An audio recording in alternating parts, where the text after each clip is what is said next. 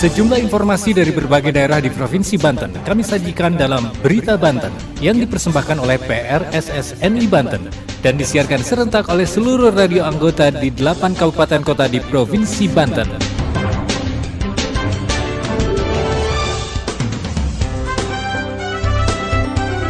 Anda kembali bersama kami di Berita Banten PRSSNI Banten, edisi hari ini, Rabu 29 November 2023. Sejumlah informasi dari berbagai wilayah di Provinsi Banten kami hadirkan kembali untuk Anda yang disiarkan serentak oleh seluruh radio anggota di 8 kabupaten kota di Provinsi Banten.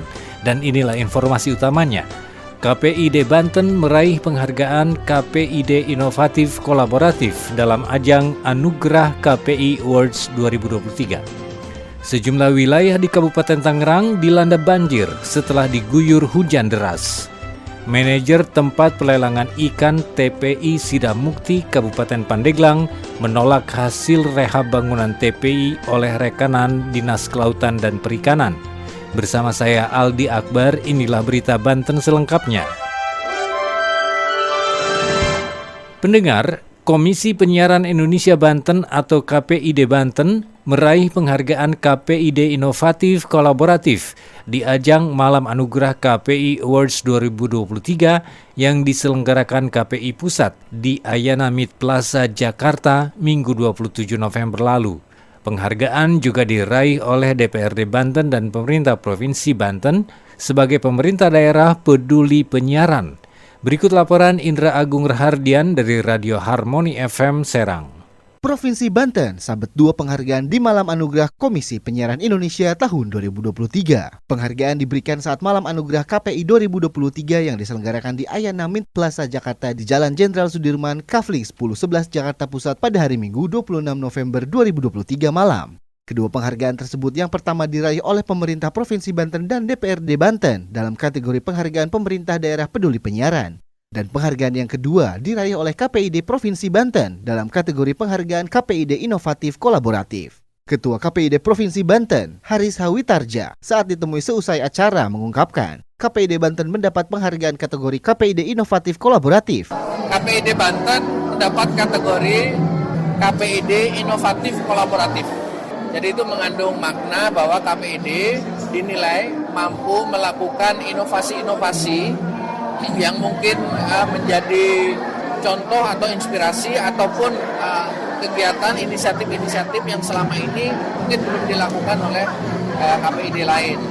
Yang kedua, dinilai kolaboratif karena KPID mampu mengkolaborasikan berbagai pihak, baik pemerintah maupun pihak-pihak lain, lembaga penyiaran dan semua pihak yang berkepentingan dengan dunia penyiaran sehingga tercipta satu sinergi para pihak, semua stakeholder untuk menciptakan satu kebermanfaatan yang diberikan atau dioptimalkan dari dunia penyiaran itu. Jadi itu 2 kategori. Haris juga mengatakan, Pemprov Banten juga mendapatkan penghargaan sebagai pemerintah yang peduli pada dunia penyiaran. Di KPI Award tahun ini, pemerintah provinsi juga mendapat penghargaan sebagai pemerintah provinsi peduli penyiaran. Dan ini juga sebuah pesan dan harapan kepada kita semua bahwa pemerintah provinsi telah dan akan mestinya mempertahankan perhatian dan support kepada dunia penyiaran ini.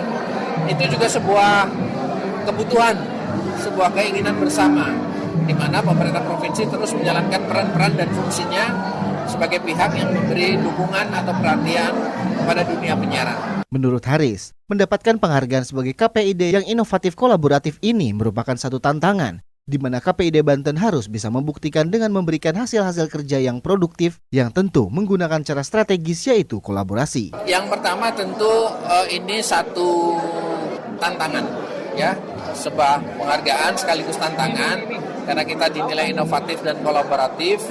Tentu harus kita buktikan menjadi hasil atau kerja-kerja dan hasil-hasil yang produktif yang harus menggunakan cara strategi kolaborasi.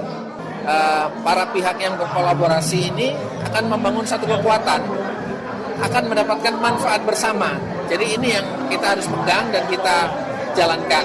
Perlu diketahui dalam acara Anugerah KPI 2023 tersebut, terdapat 25 kategori penghargaan untuk televisi, radio, KPI daerah, pemerintah daerah, dan Lifetime Achievement Award. Pendengar, sejumlah wilayah di Kabupaten Tangerang dilanda banjir setelah diguyur hujan deras. Menurut data BPBD Kabupaten Tangerang, daerah terbanyak yang dilanda banjir berada di Kecamatan Tiga Raksa. Banjir disebabkan oleh debit air hujan yang tidak dapat mengalir sempurna akibat drainase yang tidak memadai. Berikut laporan Dika Arwan dari Heartline Radio Tangerang. Sejumlah wilayah di Kabupaten Tangerang dilanda banjir usai hujan deras. Daerah terbanyak dilanda banjir berada di Kecamatan Tiga Raksa. Melalui akun Instagram BPBD Kabupaten Tangerang menyatakan titik banjir terbanyak adalah Kecamatan Tiga Raksa. Tercatat ada 4 laporan titik banjir di Kecamatan Tiga Raksa, di antaranya Perum Sudirman, Perum Puri Permai, Duta Harmoni Tiga Raksa, Kampung Pinang Kelurahan Tiga Raksa, dan Perum Taman Cisoka Indah. BPBD Kabupaten Tangerang melaporkan hujan deras yang mengguyur wilayah Kabupaten Tangerang sejak sekitar pukul 11 waktu Indonesia Barat. BPBD Kabupaten Tangerang masih mendata wilayah lain yang dilanda banjir. Menurut petugas yang melakukan survei dan asesmen, banjir disebabkan debit air hujan yang tidak dapat mengalir sempurna akibat drainase yang tidak memadai.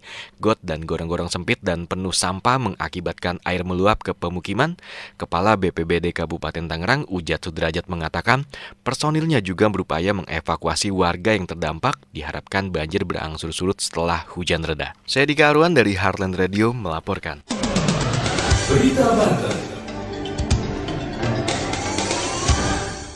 Anda masih bersama kami di Berita Banten PRSSNI Banten. Pendengar, manajer tempat pelelangan ikan TPI Sidamukti Kabupaten Pandeglang menolak hasil rehab bangunan TPI yang dikerjakan oleh pihak ketiga rekanan dari Dinas Kelautan dan Perikanan Kabupaten Pandeglang.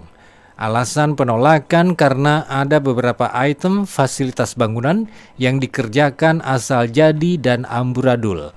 Berikut laporan Dani Setiawan dari Radio Akarsari Pandeglang. Manajer tempat pelelangan ikan atau TPI Sidamukti Desa Sidamukti Kecamatan Sukaresmi Kabupaten Pandeglang Provinsi Banten menolak hasil rehab bangunan TPI yang dilaksanakan oleh rekanan pihak ketiga dari Dinas Kelautan dan Perikanan DKP Provinsi Banten tahun 2023 pada hari Senin 27 November 2023. Mulyono, manajer TPI Sidamukti, mengatakan alasan penolakan untuk hasil rehab bangunan fasilitas TPI dari DKP Provinsi Banten ada beberapa item secara kasat mata dikerjakan asal jadi dan beberapa item yang dikerjakan amburadul oleh pihak ketiga CV Jabal Karang dengan anggaran biaya mencapai Rp101.189.500. Pengerjaan outlet untuk jualan masih terlihat bata hebel tanpa ada plesteran. Mulyono mengungkapkan item yang dikerjakan terkesan acak-acakan. Musola,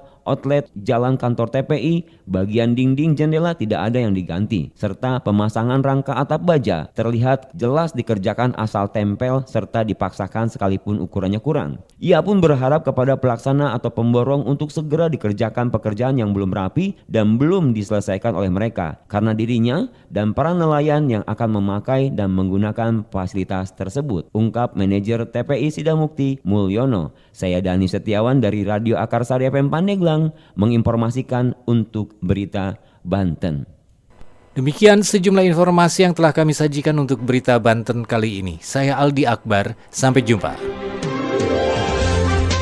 Terima kasih Anda telah mendengarkan Berita Banten yang dipersembahkan oleh PRSSNI Banten.